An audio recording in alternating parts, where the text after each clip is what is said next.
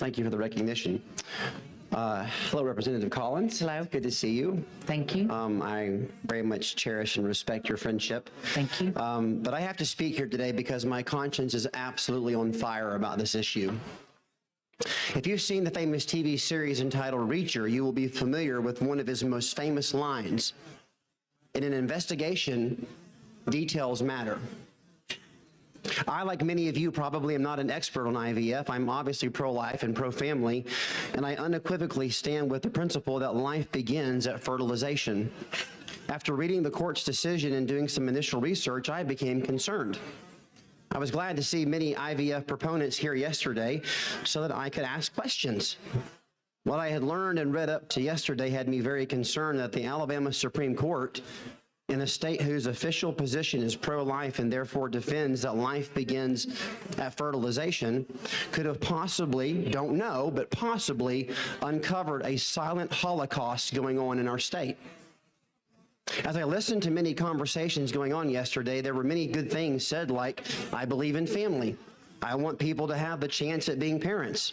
Those are obviously great and noble sentiments that I fully support.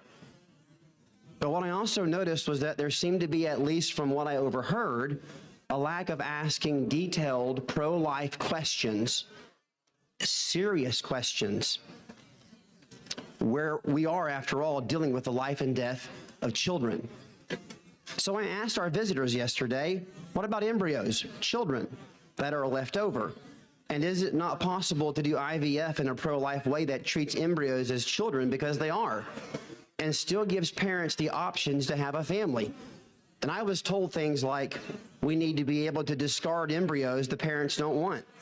I was told things by doctors in lab coats that we need to be able to test and to discard embryos that we think may have genetic issues. I was in shock. You mean like Down syndrome babies? You mean like special needs babies? This IVF proponent was then asked, are you by chance pro-life or pro-choice? Oh, I'm pro-choice, was the immediate response. So then someone was found who was a proponent of IVF that said they were pro-life. They were asked if they were sure that all the people wearing orange were after the same goal in the same way. They were asked, for example, if you fertilize 10 eggs and keep 2, what do you do with the other 8 embryos? The other 8 children? Do you just discard them? The response was one of thoughtful shock. And then this sweet lady said, you know, I never thought about that. I guess everyone here isn't after the same thing after all. We in this chamber may not be IVF experts, but if we had to be experts on everything, we wouldn't pass any laws. Our job is to ensure that what happens in this state is for the good of Alabama, not only in what is done, but how it is done. Good things must be done in a moral, righteous, and legal manner that preserves, promotes, and protects life. The book of James says, if any man lacks wisdom, let him ask of God.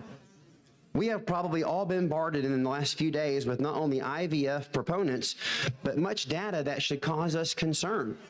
This is why, seeking the face of God, the First Continental Congress took time to fast and pray and stop congressional proceedings in order to seek the face of God.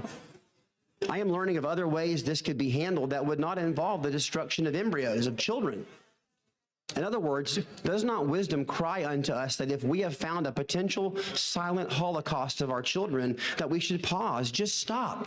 I quoted Jack Reacher, I'll quote Vanilla Ice. Stop, collaborate, and listen. And if a self-imposed pause that IVF facilities in this state have put on themselves must continue until we determine what is moral and righteous and life-preserving, is this not worth a pause? Can there be any issue more pressing than making sure that we are not endorsing the destruction of the lives of children? If we have, by God's providence, had this issue, we've had it put in our laps, not by any pursuit of our own. It is incumbent upon us to sit in the pause. And like the first Congress under George Washington, take some time maybe to fast and pray and seek the face of God while we pause what could potentially be the destruction of children that we maybe weren't even aware was going on. There are paths forward. There are options that we can pursue, but by rushing this through and not taking time to maybe pause IVF, sit in the pause, and really do our job to make sure that we are not signing the death warrant of Alabama children, it is our responsibility to make sure that we know exactly what is going on and what in the world we're even doing. In the name of all that is holy and good, God in heaven above, help us. Sometimes stopping what is going on and doing nothing until we know what it is we are actually endorsing is the only right choice. We otherwise run the risk of opening a Pandora's box and undoing all the good that many of you in this room have fought to obtain. We're giving blanket immunity, but do we really know what we're giving that immunity to? The psalmist said, Selah, pause, stop. If we don't know what we're endorsing, we have to be careful. We have to be careful. So if we're going to give immunity, we have to make sure that whatever we're giving immunity to or for is not the death of children. So I have an amendment to offer, and the amendment on this bill. Clerk, see the amendment. Offer it here. Amendment to House Bill number 237 by Representative Yarbrough. Representative Yarbrough, will you care to explain your amendment? Yes, thank you, sir. It simply adds, doesn't strike what's there, but it adds that subsection A shall not provide immunity to a person who intentionally causes the death of an unborn child. And that's my amendment. Thank you, Mr. Speaker. At this time, we've worked so hard with every and or in this bill that it is my goal to keep the bill like it is today because it's agreed upon to open. So at this time, I move to lay this amendment on the table.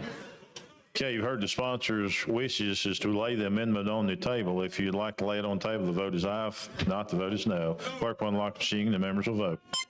No.